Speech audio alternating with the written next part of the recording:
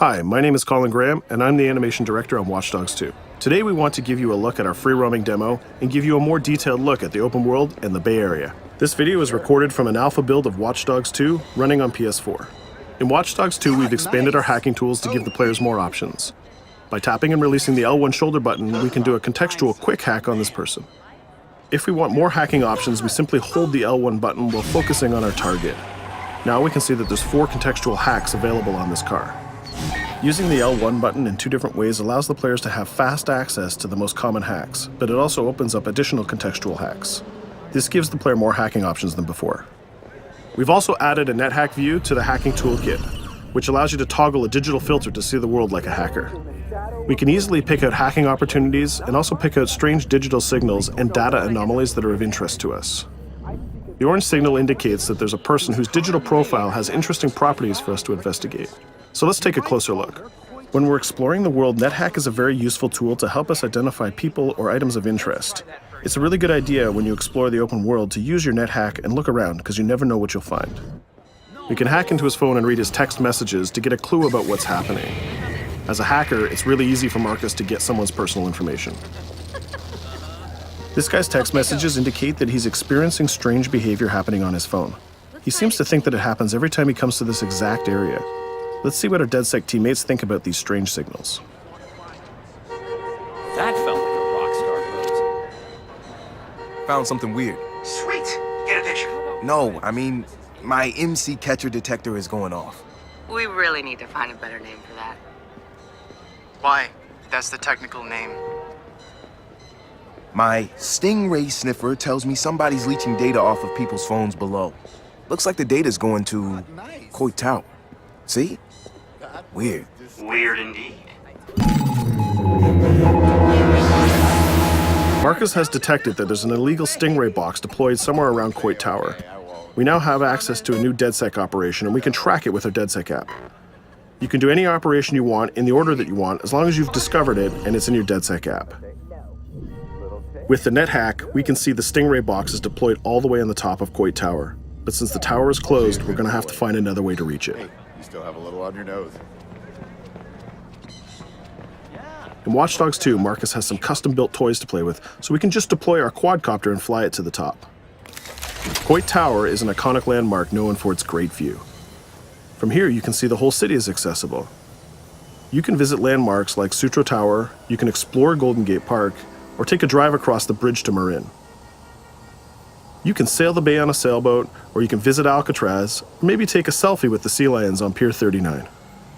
You can also travel across the Bay Bridge to Oakland, or take the freeway south to Silicon Valley. You can also take your time and explore San Francisco's diverse neighborhoods like Chinatown, Castro, or even the Tenderloin. With the drone, we can easily hack into the Stingray box and track its source. This one is operated by Greystrom, who are illegally installing these boxes all across the city. The open world is full of opportunities like this DedSec operation. All you have to do is explore the environment using NetHack and the Profiler to find them all.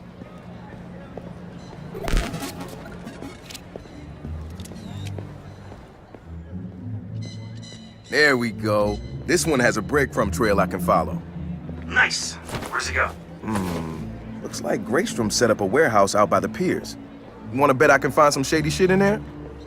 Definitely some shady shit in there. We can open our smartphone and select the DedSec app to track this operation. We use the DedSec app to manage all of our activities in Watch Dogs.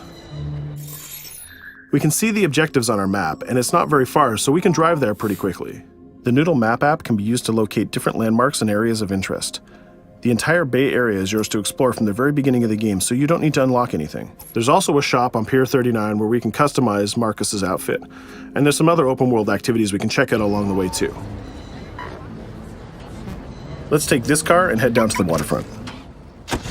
Cars are particularly vulnerable to a hacker like Marcus, and you can acquire a skill that allows you to simply unlock any car in the game with your phone. One of the biggest feedbacks we got from the fans after the first Watch Dogs game was about the driving. We've significantly improved the driving to make it more responsive and accessible to a wider number of players. Driving was reworked extensively with a team of experts from Ubisoft Reflections. This is a particularly important improvement because San Francisco is known for its steep hills and its tight winding streets. course, driving and hacking go hand in hand, and you can still hack steam pipes, traffic lights, and you can also hack individual vehicles. As you can see, it's much easier to drive through the city in Watch Dogs 2. Let's pull up here at iconic Pier 39 and take a quick look around.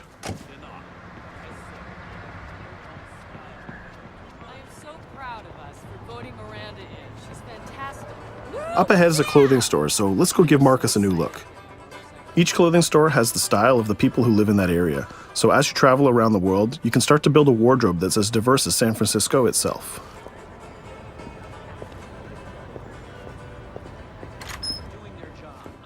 There are over 700 unique items of clothing that Marcus can purchase to wear, with over 1 billion possible combinations. We can go into the fitting room menu and browse a selection of items found in the store. Let's start by switching up Marcus's jacket. Each item of clothing in the shop is handcrafted to fit Marcus's overall look. You can mix and match any pieces of clothing you want. You can change your hat, glasses, face mask, bag, shirt, pants, and shoes. There's some nice Normcore hoodies in here, but I think we should go with the shirt with the giant skull on it. Let's take a look at what we got for shoes. Since people who come to Pier 39 are often tourists, we have styles of shoes that they would buy. We can go with these comfortable gator shoes or maybe some open-toe sandals. Or if you really want to make a statement, you can buy the awkward socks and sandals combo.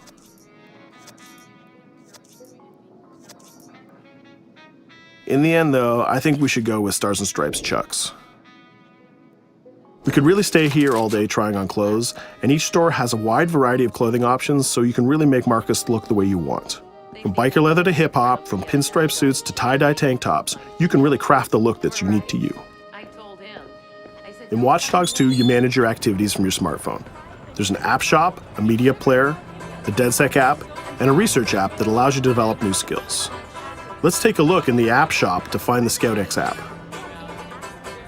San Francisco is full of iconic landmarks, so as you explore the world, you'll find new ScoutX objectives in the app. Once we've installed it, we can find nearby landmarks and go check them out. When you visit San Francisco, there's so many great landmarks to visit. The ScoutX app will be like your tour guide in Watch Dogs 2. We're right near the crab statue on Pier 39, so let's go to that one right now.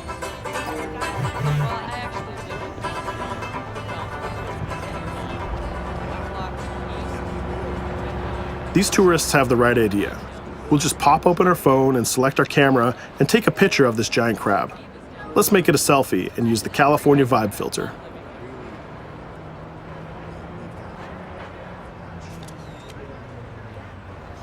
What's that?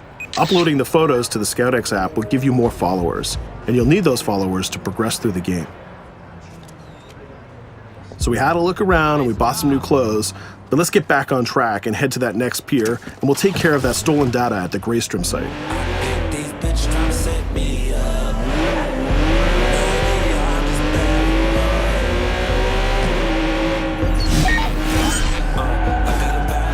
We can see the objective marker in our minimap, and it's also displayed in orange at the end of the pier. Let's park our car past the scissor lift and go scout the place on foot.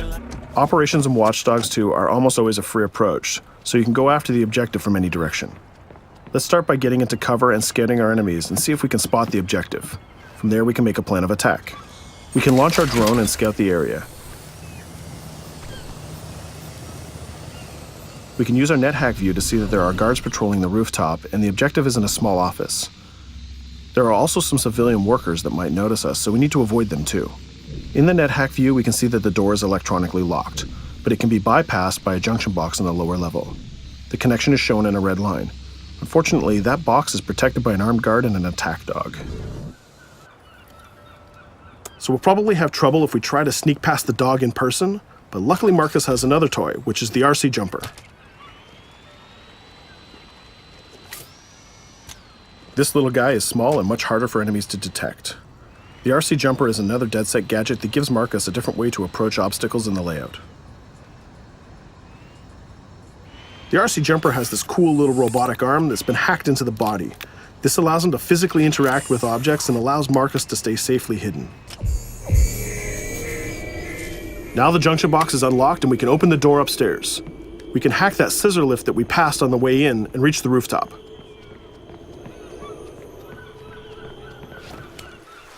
By hacking into the OS of the scissor lift, Marcus can take remote control of it. Not only can you raise it up and down, but you can actually drive it around anywhere you want in the world.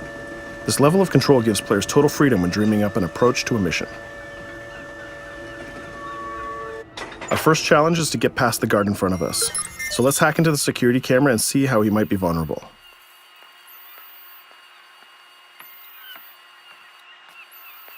There's an industrial air conditioner unit that we can hack. We can set it to explode when the guard comes close, and we can hack it to attract the guard with a strange noise. There, that. The guard will go investigate the noise and walk straight into the trap we set. Shit. Does anyone know first aid?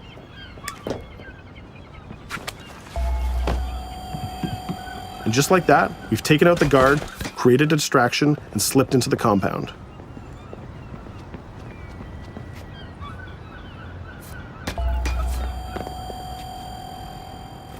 A more direct way to neutralize a guard is to use the non-lethal stun gun.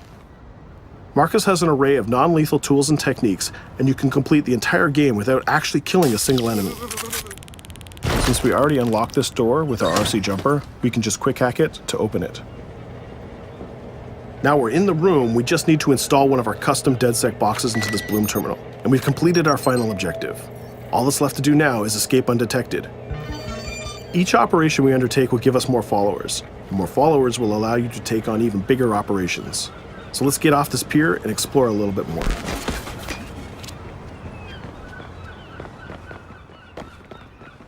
Tell me you fucked up their hardware? I left an expensive little present in their system, and they're going to pay for it. Damn, you sound like Jimmy Siska. Hell yeah!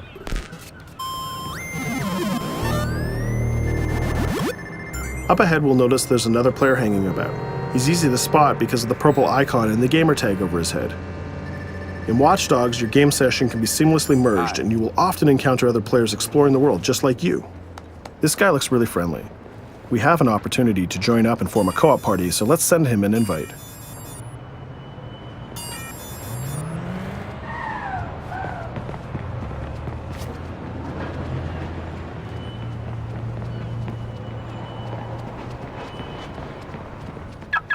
Now that we're joined in a session, we can complete co-op missions together and take on even bigger and tougher targets. 2 hackers are better than 1.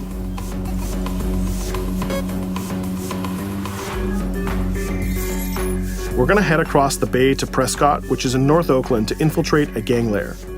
We can get there by driving across the Bay Bridge together.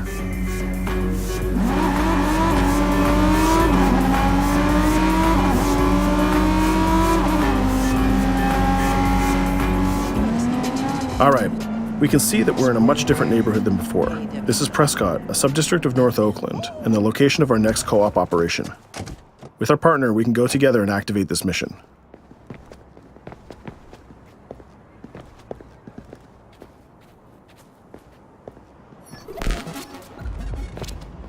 Marcus, we have operations popping up everywhere. Some of them are 2 hacker jobs. Where you need me? Sending you the coordinates.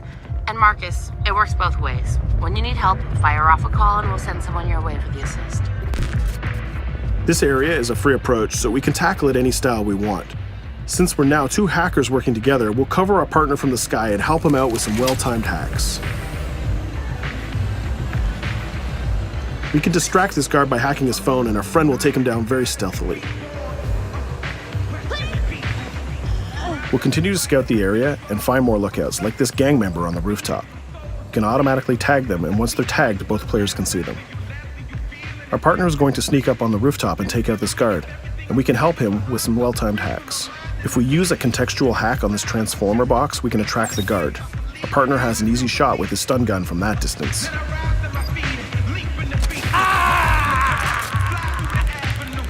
Using the NetHack view again, we can see that there's a lockbox connected by red connection lines to a room on the other side of the compound. Inside this room, we see our 2 targets meeting up, and it's a perfect place to take them down simultaneously. We need to get that box unlocked and get into that room. As we continue to scout this area, we can see this compound has a lot more guards than the last one, and they look very heavily armed. We'll need to take care of these guards if we get detected. There's also a car parked in the garage, so we might need that to escape later. Let's go back to our friend and get him to disable that junction box so we can unlock the door to our target. The drone has a lot of flexibility and it's small and hard to detect, but the trade-off is that you can't physically interact with objects like this junction box. But it's not a problem for our man on the ground to do that for us. The signal lines have changed from red to blue, so now we know that we can open the doors and get to our targets. Scouting phase is done, so let's get up on that rooftop with our partner and get close enough to neutralize these enemies. We can hack these junction boxes and set a proximity trigger on them. They'll explode if an enemy passes through them, but they won't be triggered if we pass through them ourselves. We can also deploy electroshock mines from our inventory, and they're fully hackable too. It's a good idea to leave traps for your enemies in case they try to flank you. Our partner is camped out by the door ready to rush into the room, but we're going to create a distraction first. We'll get into position behind these crates, and this time we'll launch our RC jumper. Once our partner opens the door, we'll zip in and create a distraction.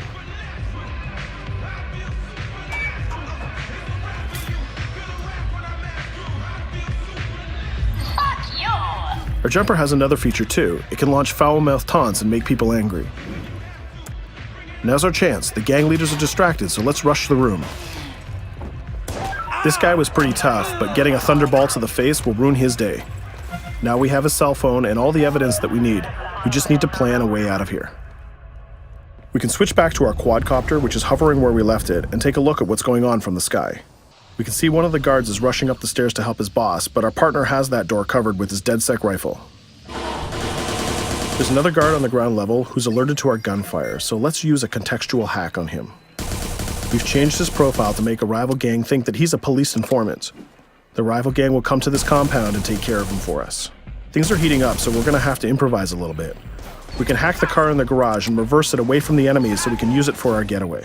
The rival gang just arrived and they've engaged in a gang war with the remaining guards. These guys aren't messing about, they're armed with grenades and body armor.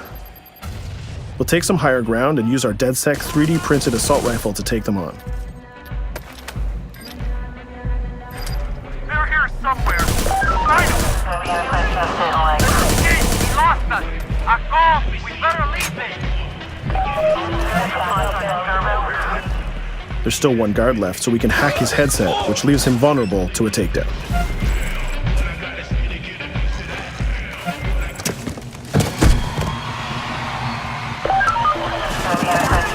Let's take our stolen ride and get out of here before cops show up. And just like that, we're home free. We took down both gang leaders, we got the evidence we needed, and we triggered a gang war, and we escaped without getting killed. That's teamwork. 2 hackers and 1 successful DedSec operation. Let's take a minute to talk about a brand new multiplayer PvP event called Online Bounty. When the player commits a crime, the police will respond and pursue the player until he can escape from the police. We call that the felony system. While you're in the felony, a bounty event can occur. A bounty event allows up to 3 other online players to join the pursuit and try to kill the player for as long as the felony lasts. As the target player of the bounty, your objective is to evade the felony and the pursuing players. Rewards are given for neutralizing the hunters. And the objective of the hunters is to neutralize the target player. Bounty is a seamless PvP event that's triggered by your player style and how you interact with the police. If you are the type of player who's always in conflict with police, you'll have a higher chance of having a bounty placed on you. But if you can neutralize the hunters, you'll get additional rewards. I hope you've enjoyed our walkthrough of the open world of Watch Dogs 2, and I hope to see you online November 15th. Available November 15th, 2016. Pre-order and get the bonus Zodiac Killer mission and outfit.